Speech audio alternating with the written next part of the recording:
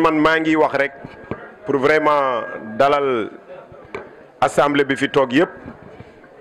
remercier aussi invité yi fi ñëw yëpp te dinaa ko commencer ci présenter ñi ci table bi pour ñu gën leen xam te yaakaar naa xam nañ leen te dama koy commencer rek ci ki nekk sama gauche à part le parrain muy Pape Diop Pape Ibrahima Diop yaakaar naa nekkatul koo xam ne aussi dañ koy présenter mi ngi fii homme de développement la homme de secteur la mi ngi ci mouvement citoyen yi mi ngi ci mouvement politique bi pour servir sa localité Pape vraiment merci ci présence bi di ci teg Pape Diallo Pape Amdi Diallo ñu bare di xam Amdi Diallo moom it mu nekk doomu dëkk bi encore nekk ci ñi nga xam ni bokk nañ ci ñi nga xam ni tey lii ñu organiser ba def parrain bi Moustapha bokk na ci ñi ngi ci yaakaar pour que ëllëg vraiment mébét yi ñu fiy tënk yëpp ñu réaliser ko jërëjëf Pape yowet ci wuy si bi di ci teg Cheikh Tidiane moom ci la bokk Doumbouya Manar ñoom ñi ngi door ñëw waa diaspora su ma tuddee Silla rek tudd naa ñëpp di wax aussi Moustapha nekk suñu wëllëri bu baax moomet nekk fii ci kër sëriñ bi tànqam luwul dara lu ñu wax rek vraiment ñëw na jàpp ci moomet ñëw na pour jàppale Moustapha ci bis bi Ablaye le coordinateur ànd ak délégation ñoom ñëpp jaruma leen di tudd di nuyu aussi honorable Ndeye moomet mi ngi sama wet dend ak aleel kon li may wax du bare pour dalal leen rek di wax au nom de tous les jeunes de Black Star ak le parrain Moustapha Ndaw vraiment ñoo ngi leen di wax def ngeen lu rafet ba tax na li ñu jàppoon yëpp dañ ko bàyyi ànd ak une très grande forte délégation ñëw fii ànd ak yéen pour waxtaan ak yéen pour collaborer ak yéen pour ngeen xam ni lii lu sérieux la def ngeen benn acte mais aussi da ngeen di xam ni dem na ba nekk lu sérieux kon ci loolu lañ leen di wax ni lii ngeen def nii nun de nun ñu fi toog ñii pour le moment li ñu boole mooy Ross Béthio nun déjà formé nañu suñu jumelage politique pour servir Ross Béthio yéen su ngeen nekkee ay jeunes nekk ay ndaw Qatar FC jóge ba Dakar ñëw Diamaguène di ay parents di ay mbokk ngeen nekk ay xarit ñëw fekk ci waa Black Star ci Ross Béthio ñu courir 300 kilomètres kon yéen jeunes yooyu dañ leen di wax aussi bismillah boobu ñu leen di wax nag xëy na am ngeen ay relation yu baax ndax xam nañu loolu ndax Dakar Ross Béthio Dakar surtout Ndiorno Dakar Diamaguène Tivaouane Peulh Tivaouane foofu yëpp c'est la même famille kon ñëw ngeen seen famille ñëw ngeen seeni xarit pour ñu ubbi ère bu bees boo xam ni nun ñëpp am nañu chance bokk ci cérémonie officielle bi nga xam ni parrain bi mooy Moustapha que ni demee ensemble dana am lu ñàkk lu ñu defandoo te daa ngeen ko fekkee kon Moustapha le parrain ñoo ngi kiy gërëm di ko sant di ko encourager di ko remercier encore parce que aussi ba ngeen ko defalee parrain bi wax dëgg yàlla fexe na ba ñëpp ñëw toog bu may wax Pape ak ñoom am di ñi xam ngeen Dakar lañ jëm ñi ñu àndaloon te ñu doon liggéey depuis démb dem nañu mais ñoom ñu toog fi vraiment uniquement rek pour sargal ka pour jàppale ka pour wan ni vraiment am nañu cofeel trop ci collaboration bi nga xam ni yàlla boole nañ ko te ñoo ngi ciy doxal. di jiital ci nuyoo bi sama mag Ndiaga Fall ku ñàkk ki ñaan nga Ndiaga macha allah leadership bi ngay incarné boo jëlee parole rek ñëpp xam ko yal na la yàlla kattanal yokk sa leadership parce que tu es une fierté pour toute la commune de Ross Béthio. di nuyu le parrain sama rak j'allais dire sama collègue parce que c'est un publiciste il a un diplôme en droit public man aussi par la grâce de Dieu j'ai un diplôme en droit public moo tax sax ñu xaw a maa ngi moom ñu neexoo tuuti merci beaucoup di nuyu sama frère mon frère et ami Pape Amady Diallo dañuy jaawale sax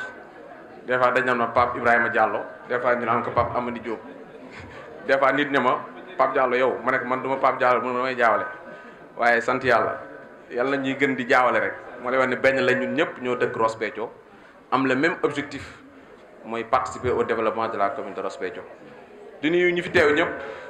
di nuyu Cheikh Mamadou mbooloo mi yëpp sëñ Tafa képp koo xam ne rek tudduma sa tur maa ngi koy jéggalu ndax su ma soñoon ñëpp laay tudd mais ma taxaw tuuti rek ci le parrain sama mag Njaga wax na ko waroon nañ xëy dellu Dakar waaye parrainage wu Tafa moo tax ñu ne nañ xaar fekke ko ndax nit soo xamul noo koy def ni mu la defa tax il me vaut une estime ak benn respect extraordinaire te boobu bien avant sax may ñëw ci coalition Benno Bokk Yaakaar donc mu am estime ci man estime boobu moom la aale mii même chose ak ku ñuy wax le petit Falis Alassane ak ñeneen mën naa ne macha allah faale ñu ko gën a jege yëpp cofeel lañ am ci man respect ak considération donc yal na leen ko yàlla delloo parce que loolu moom cofeel la rek nit nag su la bëggee li ngay def rek mooy yëg ko donc on a tout fait toute affaire cessante fekkee noonu naa ñëw fekkee vraiment teewal ko ci bés bi Tafa nga góorgóorlu parce que bu ñu la tuddee bis ma lay wan ne bàyyi nañ la xel c'est parce que tu incarnes benn leadership da nga xam ne nag bokk nga ci jeunes yi nga xam ne Ross Béthio yaakaar na leen pour son devenir da nga ci bàyyi xel xool baax fi ngay teg sa tànk pour ëllëg boo demee taxaw bañ na Tafa parce que nag dañuy wax ne jaar-jaar du mën a ñàkk waaye am na jaar-jaar yi nga xam ne boo ko amee mën na la yàqal ëllëg boo waree def ay yenn activité wala nga war def ay prétention donc da nga ci gën a góorgóorlu gën a aussi góorgóorlu ci sa njàng wala sax sa formation parce que tamit leader loolu am na ci solo domaine bi nga xam moo nga nekk du ñàkk ëllëg daañu la si ne la woo donc na nga ci gën a góorgóorlu loolu aussi ma koy ñaax ñëpp tous les jeunes yi fi toog su mel ni maa ngi gis Djibril maa ngi gis Mamadou maa ngi gis Manar c'est un conseil que je vous donne en tant que grand frère et c'est pas mën naa ne valable uniquement pour les politiciens mais pour tout le monde nit lépp li ngay def domaine bi nga def nga ciy góorgóorlu ma jéggulu rek parce que dama fàtte nuyu sama mag Ibrahima Ndiaye Ngagne Mbaye Baar ak Moussa Mbuub dans un passé récent nekkoon nañ xëy na yàlla dafa def tey nekkatuñ waaye ñun ñëpp ñu ngi Ross Béthio di aussi féliciter les deux équipes yi nga xam ñoo def jumelage muy Qatar FC ak Blastar franchement c'est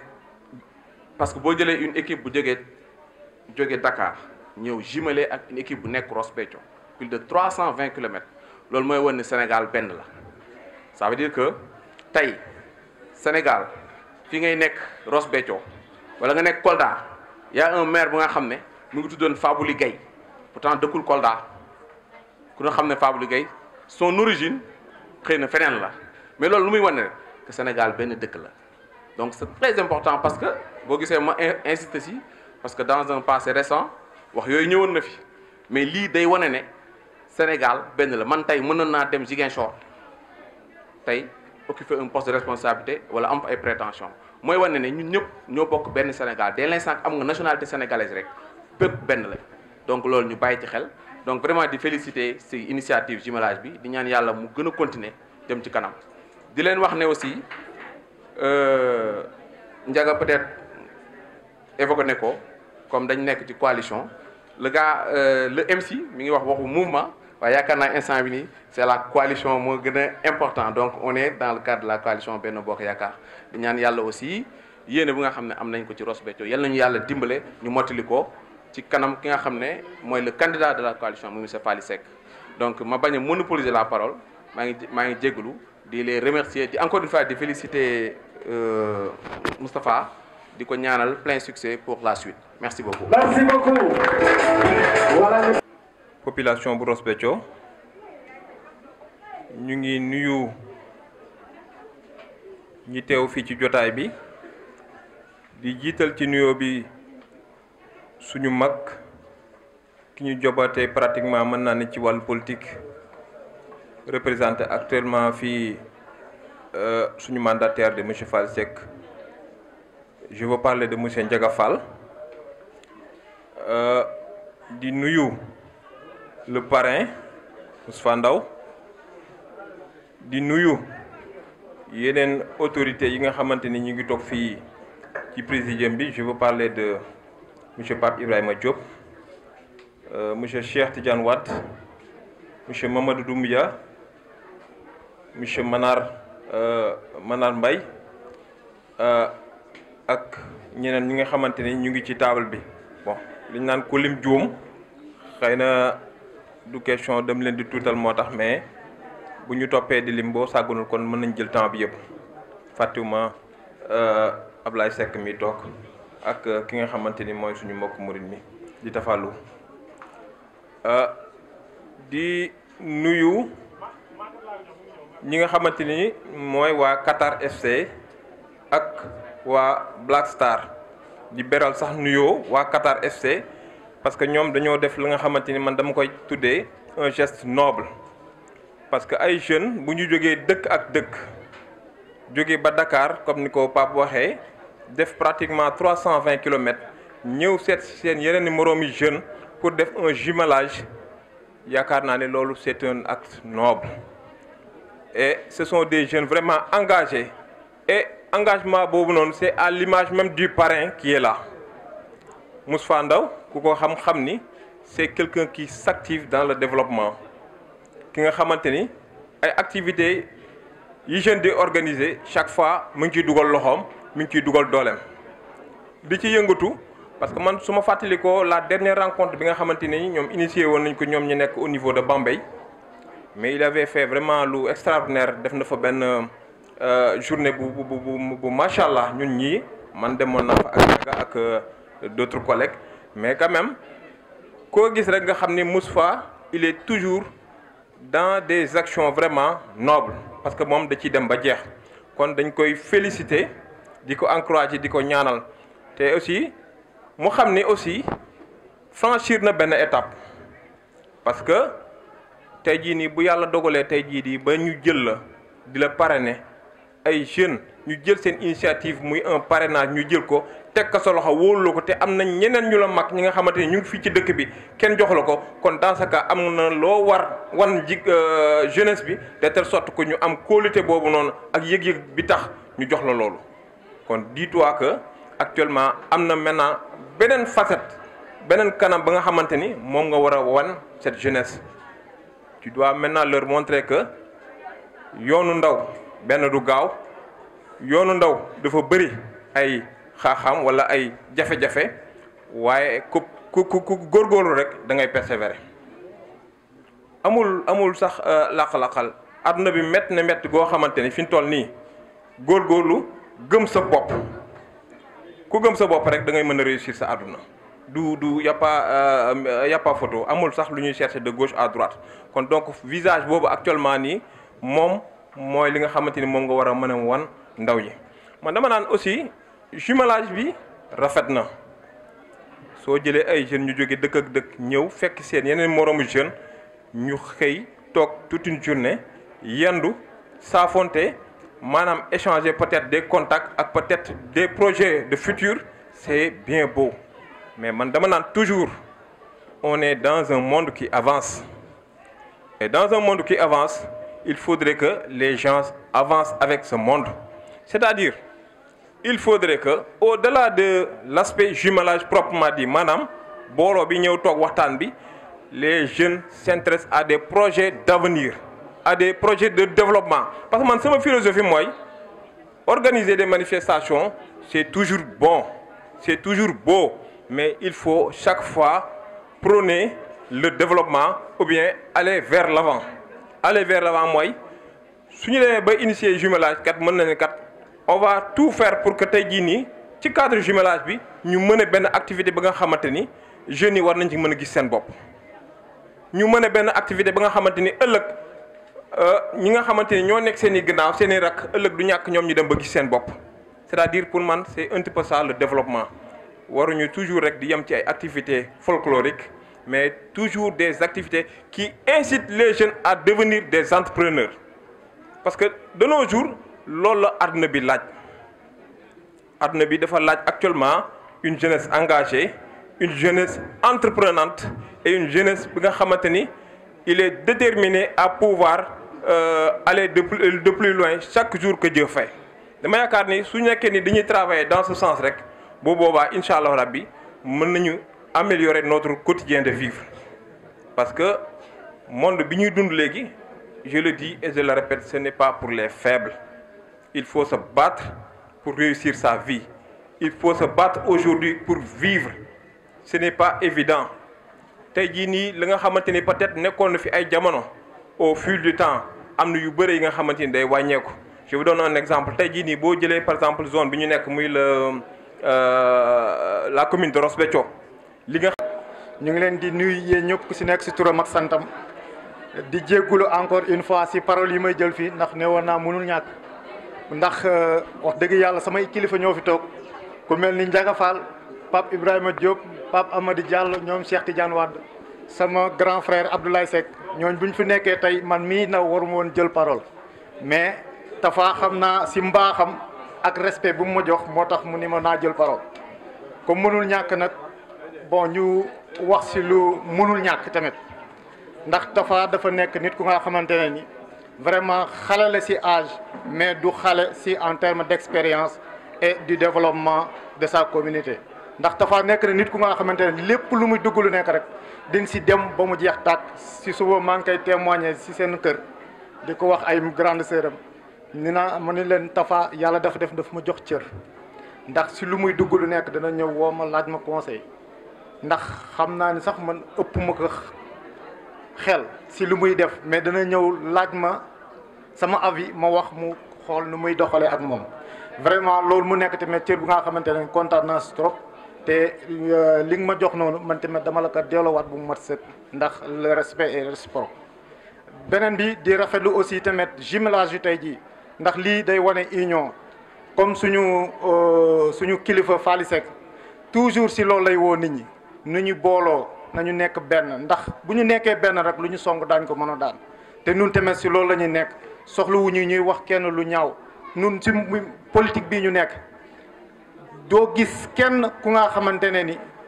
sës na si Fally muy jéem a wax lenn nit dara lu ñaaw parce que nun woowuñu si loolu te yaakaar naa tamit démb rek waxaat na ko ku leen saaga baal leen ko ku leen nangam baal leen ko ndax jàmm la bëgg woon Ross Béthio ñun ñëpp ñoo ko bokk nooñu booloo nekk benn ndax développement la ñu bëgg si dëkk bi bu ñu bëggee développement si dëkk bi muy am ay xiiroo ŋaayoo développement du fu mas a am donc si loolu lañ leen di woo di leen remercier waat encore une fois Black Star ndax yaakaar naa ñoom man ak ñoom sax am nañu fu ñu jaar ndax joxoon naa leen fi ay jeux de maillot ñoom ñu nekk nit ñi nga xamante ni toujours ay bool luy boole nit ñi rek si loolu la ñuy dugg te vraiment ñu ngi leen si remercier bu baax di gàttal foofu rek di leen gërëm di leen sant wa salaam. jaar na ci loxo Ndiaga Fall muy Ndiaga Fall mi toog du nuyu aussi Pape Ibrahima Diop mu doon ku baax doon ki nga xamante ni ku jàmbaar la nekk fële ca Dakar di dox ci yitte askan wi ba jël mouvement am tuddee ko yitte askan wi di nuyu aussi Pape Amady Diallo baykat yi Pape Amady Diallo ku amul engrais rek ci yow la engrais bi ci loxoom lay jaar képp kuy baykat boo bëggee engrais ñëwal ci moom c'est un technicien c'est un ingénieur du nuyu aussi képp ki nga xamante ne yaa ngi fii tey dañ ma jox kàddu sas ma ñu ni naa wax ci au nom de la diaspora ndax dégg ngeen diaspora ñu koy wax diaspora mooy lan mooy xale yi nga xamante ni dañu nekkoon fii ñu leen di tàggat ñu jàng ba am seen lijaasa dem Dakar liggéey tekki pour dellu si jariñ seen dëkk muy Ross Béthio kenn naa nga ne le muy Aline Wade keneen ni ngi nii muy Djibril Silla ak borom bis bi muy Moustapha Ndaw ak astu yàgg ma la nga gis tey si tey ñu xam ne fii lañ ñu tàggatee ñu dem Dakar di liggéey moo tax Omar moo ñu sonal moo ñu teg nattu moo ñu teg lii tey fu mu dem neen waa diaspora kon loolu moom mooy diaspora ñun ñi nga xamante ni doomu dëkk bi la nekk Dakar di liggéey pour jariñ suñu dëkk loolu mooy diaspora tey nag buñ ma joxee kàddu du si xam-xam du si mën njàng du si alal du si daraja mais yaakaar moo fort ba Dakar rencontre ñu def yëpp dañ naan jël nañ lépp tekk sa loxo fépp fu ñuy dem man la ñuy jiital te aussi loolu yaakaar la Tafa ëpp ma ko xam-xam ëpp ma ko diplôme Djibril Silla mi ngi nii ëpp ma ko diplôme ñoom ñëpp ñoom Aline Wade c'est un ingénieur informatique ñii ay droit public kee c'est un environnementaliste ah ñooñu ñëpp tey si tey bu ñu jëlee kàddu gi jox ma ko xëy na yaakaar moo fort te yaakaar moom dafa. billahi mina sheytaani rajim bismillahi rahmaani rahim alors ma commencé fii président Pape Ibrahima Diop commencé di wax ni aussi wax dafa jafe c'est pas donné à tout le monde alors ñu commencé si ñaan boobu rek bu ma juumee ngeen xam ne sama alio moo gàtt na voilà kon loolu la ko yonte yàlla Moussa waxee rabbi sarax li sadri wa yassir li amri wahlul uqdatan min lisani yafqahu qawli maa ngi nuyu ñëpp ñi fi teew vraiment di am une fierté comme je l'ai toujours eu di jàkkaarloog doomi Ross Béthio yi di jàkkaarloog doomu Njorno yi di jàkkaarloog doomu Santhie bi tey mu am une valeur ajoutée parce que dama jàkkaarloog aussi doomi Dakar ñu ñëw ci initiative ba nga xam te ni initiative d'ouverture la initiative de partenariat la initiative de liaison là, afin de raffermir les liens qui existent en tant que Sénégalais. Avant tout, permettez-moi de saluer l'honorable délégation qui m'a accompagné aujourd'hui. Délégation bu di ci jiital comme ni ko Pape Diop jiitalee Pape Ibrahima Diop jiitalee man du ma xawi cër bi ndax Ndiaga Fall cër bu mu am ci Ross Béthio da koo mérité kon Ndiaga maa ngi lay jiital ci nuyoo bi di la jox saw wàccuwaay.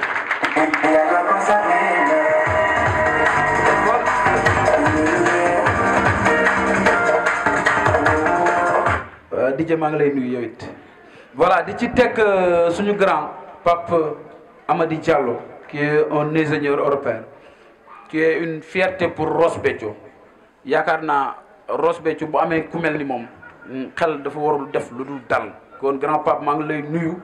di la sant devant tout le monde parce que il n'a ménagé aucun effort pour que bis bi am réussite du ci dooleem du ci poosam du ci taxawaayam kon grand Pape maa ngi lay nuyu di la sargar Pape Diallo léegi Pape Diop parce que Pape yi dañu bëri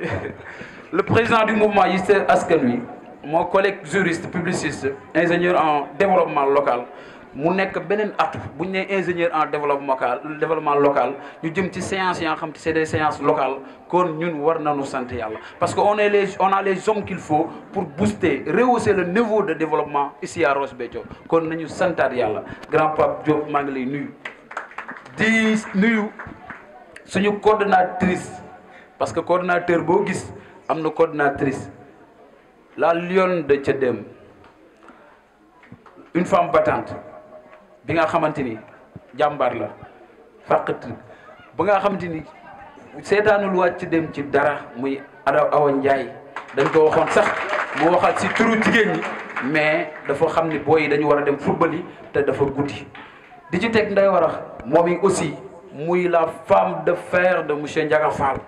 bi nga xamante ni tey ci coalition bi ba mu ñëwee daf ñu renforcer gën ñu dooleel kon nday war a ak sa délégation ñi nga àndal yépp maa ngi leen di nuyu di leen sargal di nuyu sama yaay sama xarit politique boolewuñu dara boolewuñu sama yaay la maa ko yaayoo muy Ndey Njaay maa ngi lay nuyu.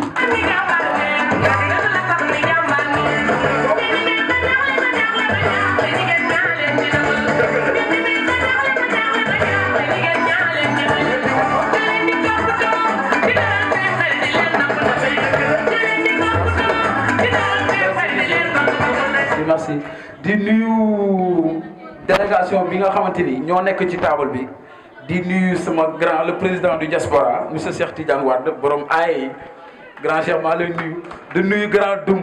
vraiment un homme de l'ombre moi je l'appelle un homme de l'ombre parce que nekkul ñu fës ñooñu mais il a un travail colossal dans au sein du coalition kooku grand Doum mes respects maa ngi lay ziar di nuyu monsieur Sey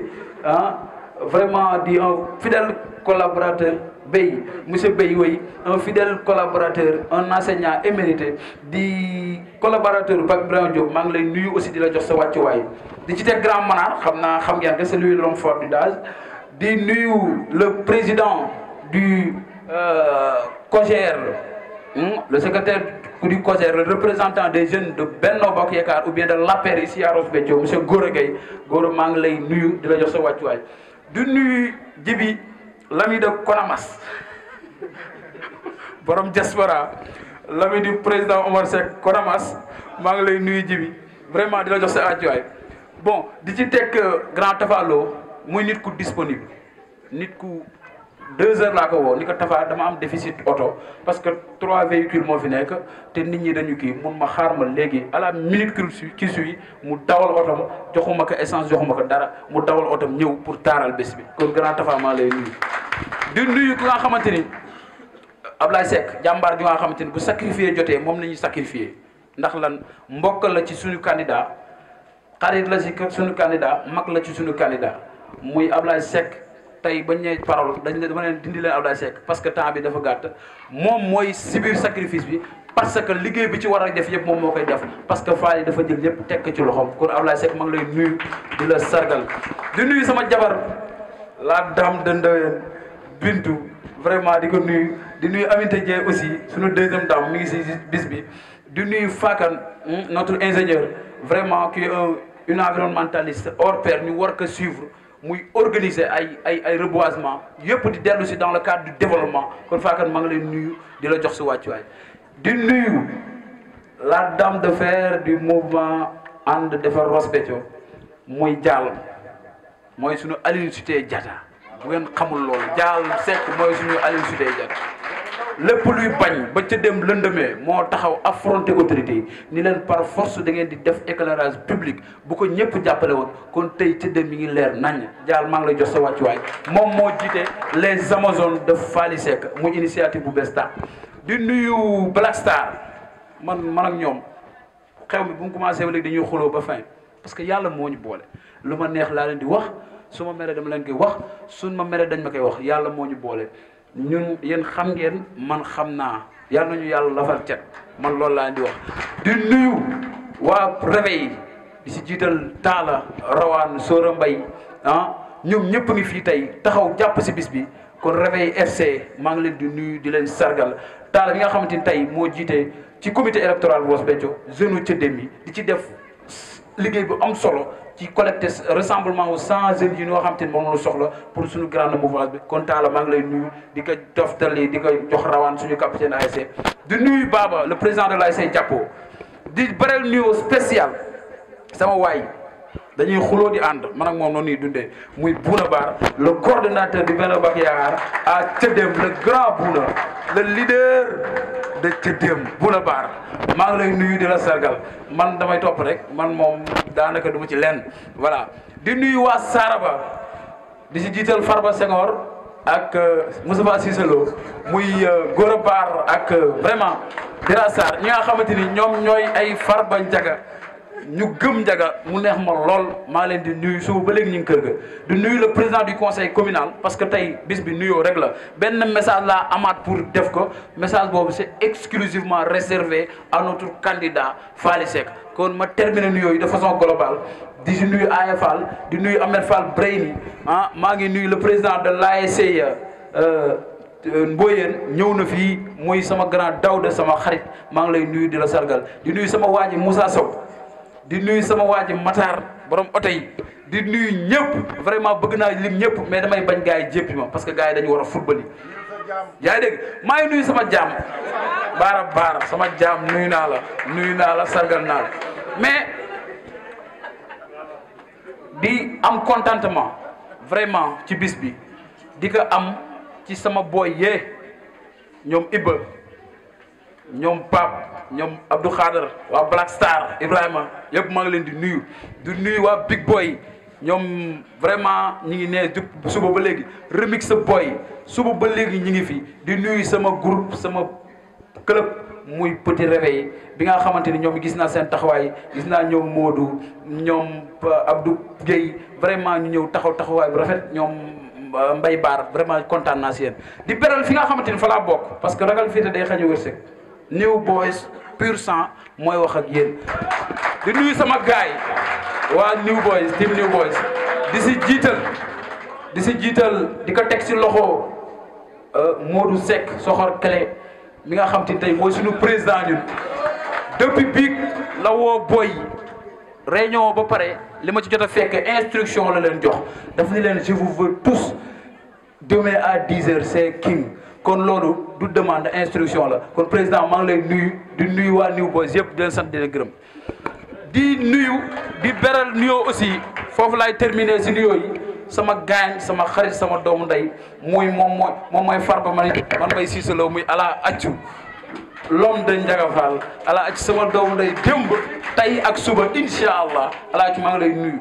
di nuyu dernière nuyoo bi waa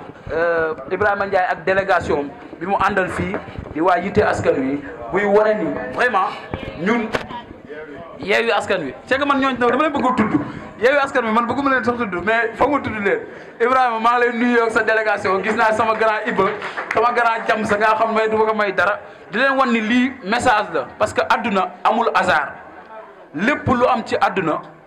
dafa am lu ko waral parce que Pape Malick dafa wax ni yàlla lépp lu muy def interpellation la deful dara si dara ndax nee na même bu fekkee ni ay dënu mi ngi am wala érosion di am ngelaw di am lépp suñu borom daf ñuy interpeller pour wax nu lenn moo tax mu ni la terre n'a jamais tremblé elle nous interpelle pour nous rappeler qu'il y a un Dieu que l'humanité semble oublier mu ni l'océan déborde le feu se propage le ciel se détache de ses foudres les rivières et les fleuves sortent de leur nid et l'homme s'engouffre dans son entêtement pour ne pas entendre la voix du ciel qui l'interpelle en ces termes fa ida bariqa albasar wa xasafa alxamar wa jumia alchamsi walqamar yaqulu linsanu yawmaizin ayna almafar kon hasard amul fii nañu jàpp ni Ross Béthio ñoo ko mën a defar si kaw ñu booloo nañu jàpp ni Ross Béthio tey ñoo ko mën a defar si kaw ñu déggoo dernier message bi fi lay tëjee mooy di lancer un appel bi may lancer mooy Ross Béthio yëpp ñu ñëw derrière le candidat idéal muy monsieur Faly Seck. Pourquoi ma wax le candidat idéal lu tax man la c'est la solution parce que fii kun fi tàgg xam-xam la lay tàggee te Faly école de prestige la génne ENA c'est pas donné à n'importe qui ay milliers ñoo koy def 50 nañ ci sélectionné kon kooku ku fa génnee ndaanaan nga beneen bi si des barke Dembo Ndiaye la def soutenance am ñu jox ko diplôme bi nga xamante ni c'est un expert en finance ak gestion publique te avant boobu spécialité décentralisation avant boobu ci gérer collectivité territoriale ndax sama directrice man si wàllu boppam moo ni ma Moustapha Ross Béthio dafa war a téye Faly Seck ma ni ko lu tax mu ni ma man j'étais au ministère avant Faly bañ ko détaché yóbbu ko yàggul tara ministère bi dafa nekk ci suux dañu obligé indiwaat kon kooku bu ñëwee Ross Béthio sakk la su ñun fierté la su ñun dañ koy téye ku téye ñu téye ku téyewul ñu téye ñu nag moom ba maire bi incha allahu rabbi kon loolu laa amoon lu may lancé di terminer di nuyu sama coordonnateur du comité électoral monsieur Amadou Diop di ko nuyu di nuyu Sakura Diop vraiment moom it dafa amoon ay empêchement mais gis naa ko mu teew xamoon naa ni balaa ba jotaay bi jeex dina ñëw parce que sama waay la sama xarit la grand Zak maa ngi lay ziar di la jox sa wàccuwaay di la wax ni vraiment kontaan naa sa teewaay di nuyu dernièrement sama xarit sama waay Moustapha Seck parce que vraiment bis bi seetaanu ma ci benn yoon ndax man mii